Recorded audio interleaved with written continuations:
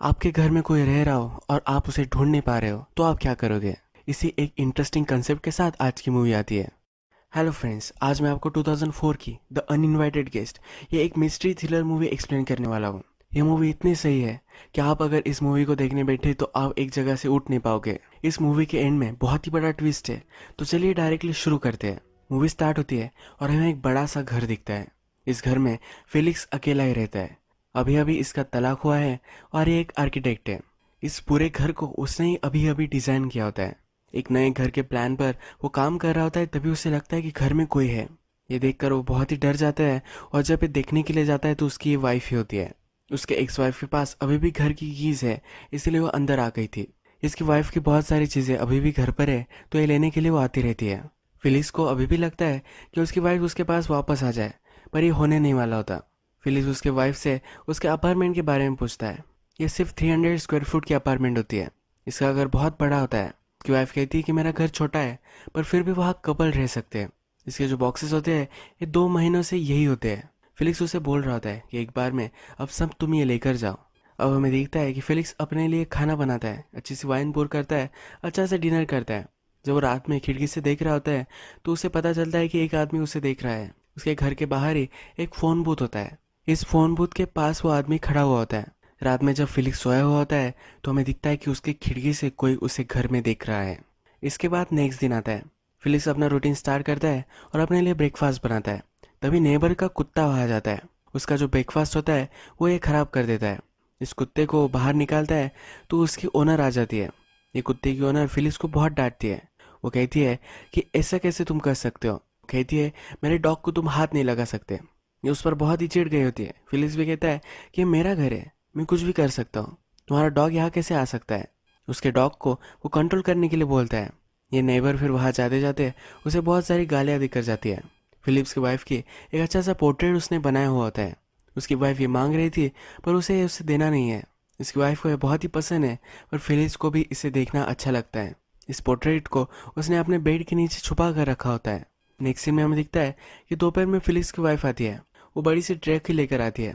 सब मूविंग वाले लोग आते हैं और सब जो बॉक्सेस उसके हैं ये सब लेकर जाते हैं। फिलिप्स की वाइफ अंदर भी नहीं आती है। रात में फिलिप्स को बुरा लग रहा होता है कि उसकी वाइफ उसे छोड़कर चली गई है। तभी डोर पर एक नॉक आती है। उसे लगता है कि उसकी वाइफ ही आई होगी, पर वहाँ उसका एक नेबर आया हुआ होता है।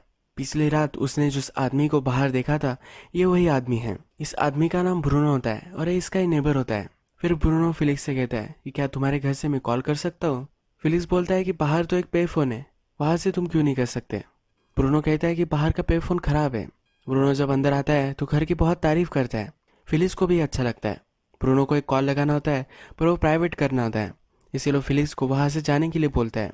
फिलिक्स किचन में चला जाता है और बहुत देर हो जाती है। फिर भी ब्रूनो का कुछ भी अता पता उसे समझ में नहीं आता। जब वो फिर से हॉल में आता है तो फ़ोन की तरफ देखता है तो वहाँ ब्रूनो नहीं होता।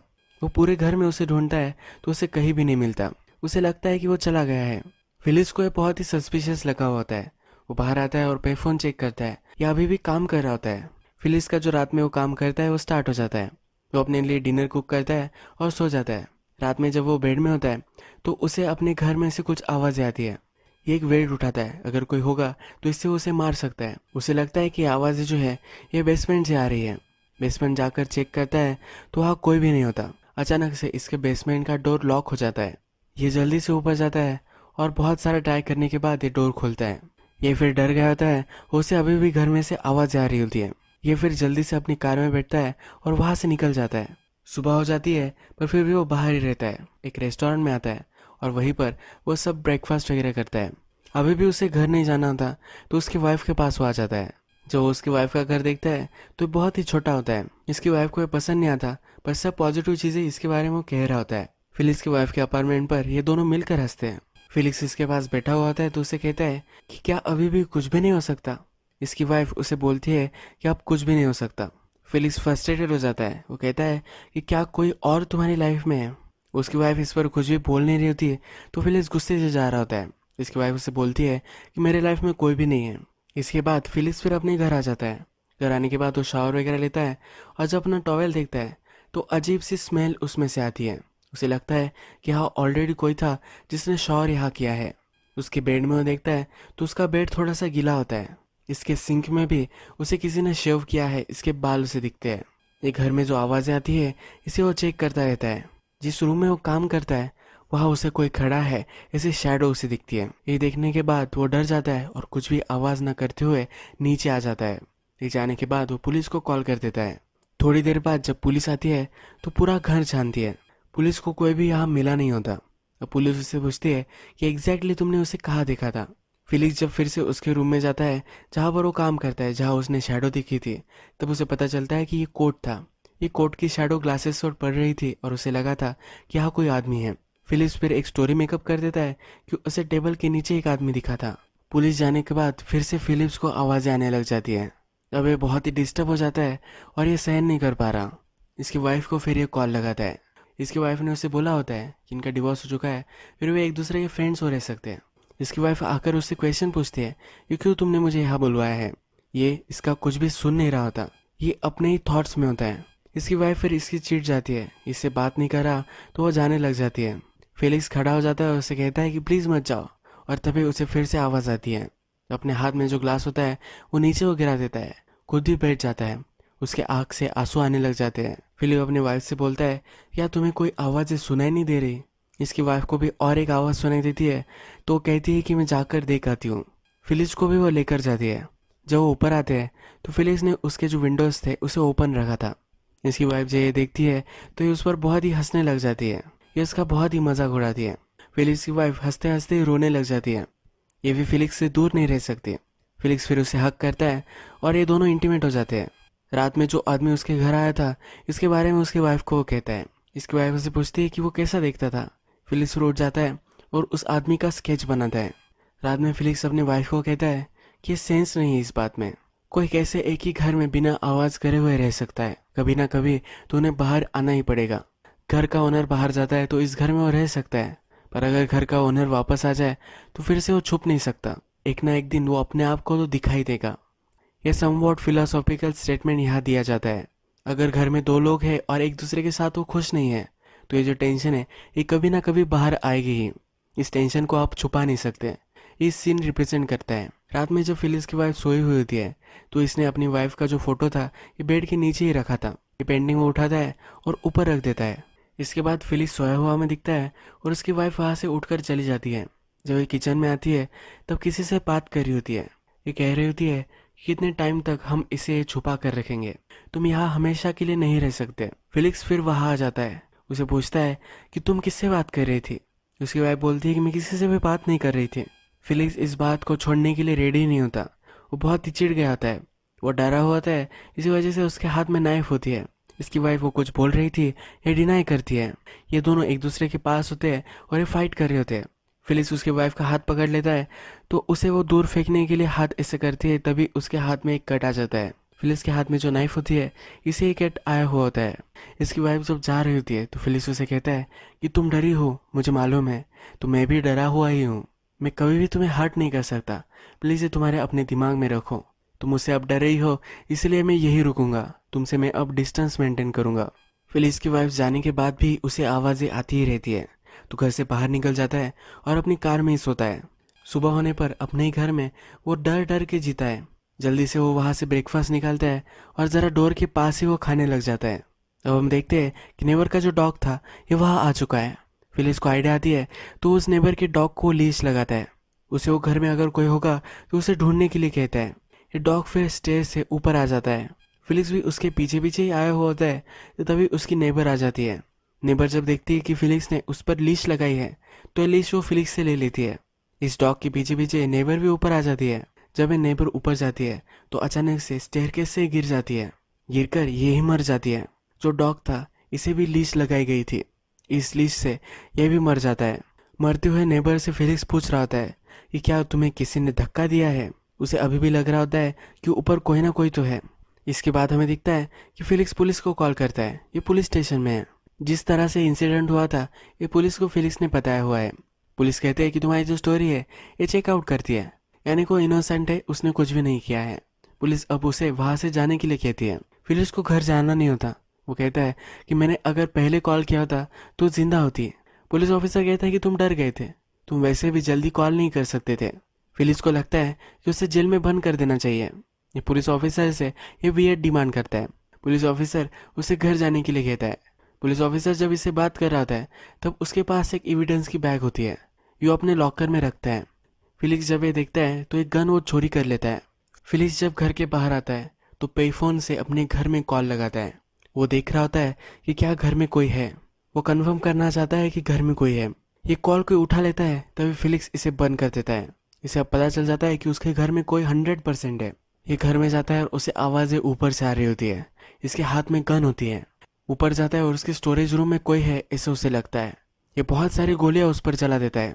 ये जब पास जाता है तो उसे खून पड़ा हुआ है ये दिखता है। स्टोरेज रूम में कोई चला गया है तो अंदर से वो डोर ओपन करने की कोशिश करता है, पर फिलिक्स पूरे जोर लगाकर इस डोर को बंद कर देता है। इसको लॉक भी कर देता है। थोड़े दिन पहले जो आदमी घर में आया था उसका स्केच वो उठाता है। घर सब लॉक करता है और इसके बाद घर के बाहर आ जाता है। थोड़े आगे जाने के बाद यही ये सो जाता है।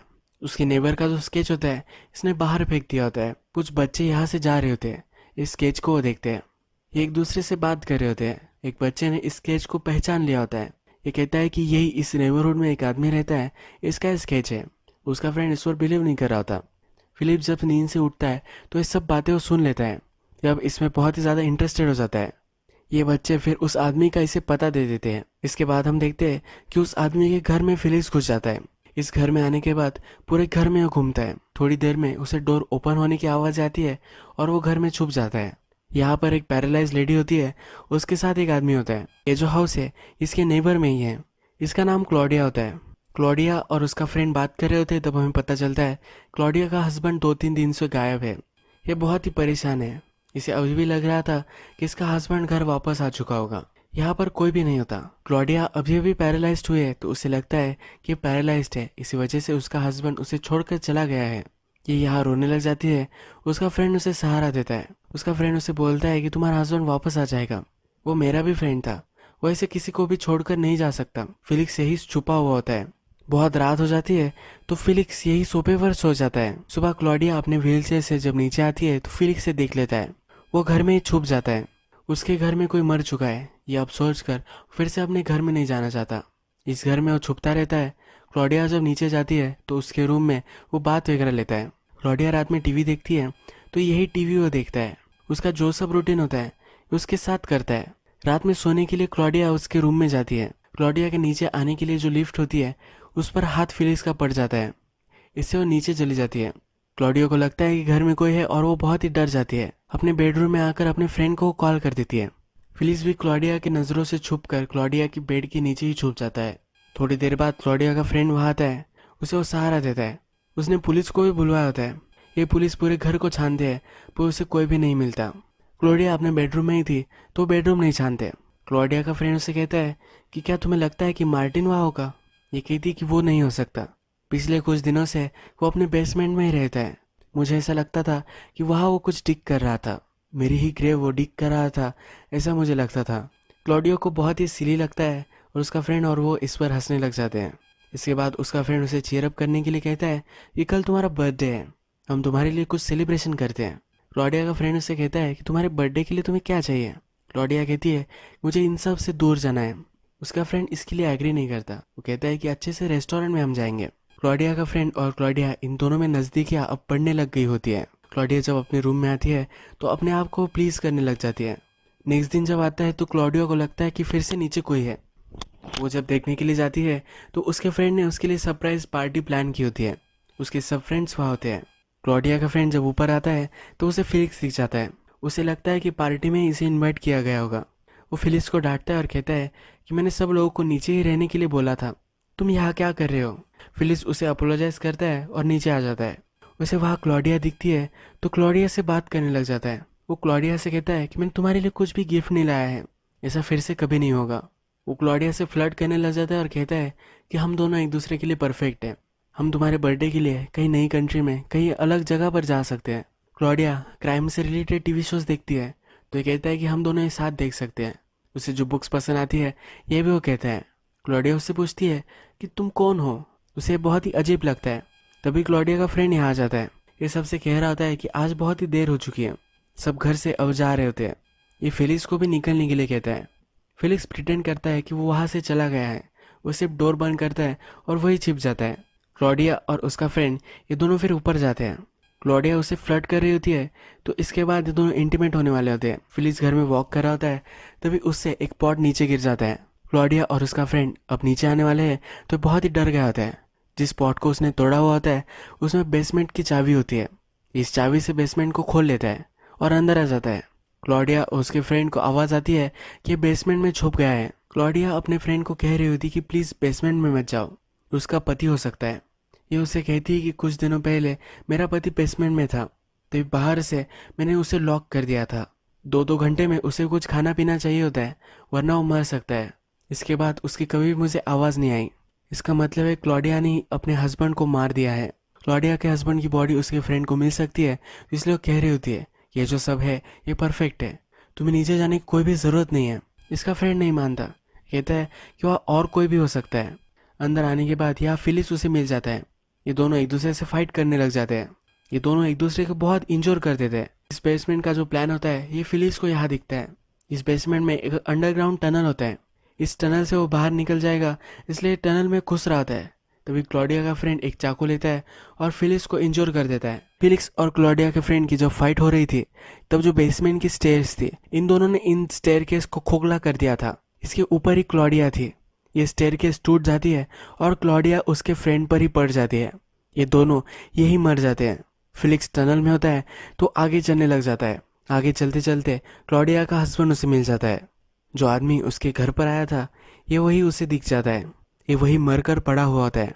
इसका मतलब है क्लॉडिया ने जब दरवाज़ा बंद किया था तो सचमुच में उसका हस्बैंड वहाँ था। उसका हस्बैंड उसे कुछ भी मिला नहीं था, इसी वजह से मर गया था। इस आदमी के हाथ में हमें एक हथौड़ी दिखती है। मरने से पहले इस बेसमेंट से निकलने के लिए एक वॉल को तोड़ रहा था। इसको तोड़ नहीं पाया। फिलिक्स भी अब यहाँ से निकलना चाहता है तो इस वॉल को तोड़ देता है। इस वॉल को जब वो तोड़ता है तो एक अलग से बेसमेंट में आ जाता है। इस बेसमेंट को वो पहचान लेता है। ये फिलिक्स के घर का ही बेसमेंट होता है। फिलिक्स को ऊपर से आवाज़ें आ रही होती है तो ऊपर वो देखने के लिए जाता है। इस डोर के पीछे उसने किसी को गोली से मारकर बंद कर दिया था। उसने डोर में एक होल क्रिएट किया है। फिलिक्स जब इस डोर से देखता है तो अंदर उसकी वाइफ होती है। इसकी वाइफ को ही उसने शॉट कर दिया था। इसकी वाइफ का हाथ उसके स्टमक पर हमें दिखता है। ये प्रेग्नेंट होती है। अपनी बेबी से ये बात कर रही होती है कि अब तुम यहाँ से नहीं निकल पाओगे। यही मूवी एंड हो जाती है। मूवी के बीच में हमने देखा था कि फिलिक्स की वाइफ उसके साथ एक रात के लिए रुकी थी, तो वो किसी से बात कर रही थी। ये उसकी बेबी से ही बात कर रही थी। इसकी बेबी से कह रही थी कि कभी ना कभी तुम्हें यहाँ से निकलना ही पड़ेगा। तुम्हारे बारे में हमें फिलिक्स को बताना पड़ेगा। फिलिक्स को लगा था कि किसी स्ट्रेंजर से बात कर रही है, पर अपने बेबी से बात कर रही थी। फिलिक्स को अपने घर में आवाज़ें आती थी। उसे बेसमेंट से आवाज़ आई थी तो उसका नेबर ये था। नेबर जब मर रहा था तो वॉल वो तोड़ रहा था। इसी वजह से उसे इस बेसमेंट से आवाज़ आ रही थी। वो बेसमेंट देखने गया था, पर बेसमेंट का डोर क्लोज हो गया था, इससे वो डिस्टर्ब हो गया था। फिलिक्स बहुत ही पैरानॉइड हो चुका था। वो अकेला ही रह रहा था। उसकी वाइफ भी उसे छोड़कर चली गई थी। ये घर भी बहुत ही बड़ा था, तो उसमें खिड़कियाँ दरवाजे इसका आवाज़ आता रहता था, तो फिलिक्स इससे डिस्टर्ब होता रहता था। फिलिप्स की वाइफ को उसकी पेंटिंग चाहिए थी। ये पेंटिंग लेने के लिए ही वो रात में आती रहती थी। फिलिप्स को लगता था कि कोई घर में है, तो उसकी वाइफ वहाँ थी। वो ऊपर जाकर बॉक्सेस में कुछ ढूंढती रहती थी। फिलिप्स ने जब गन चलाए तो उसकी वाइफ वहाँ थी और वहाँ फोटो ढूंढ रही थी। हमने लास्ट सीन में देखा है कि वहाँ एक फ़ोटो भी पड़ी हुई थी। जो नेबर फिलिप्स के घर में कॉल करने के लिए आया था वो तभी वहाँ से चला गया था। फिलिप्स को लगा कि वो अभी भी घर में ही है। मूवी के एंड में सब जो कैरेक्टर्स थे ये सब मर चुके हैं। ये बहुत ही मिस्टीरियस सस्पेंसफुल मूवी थी।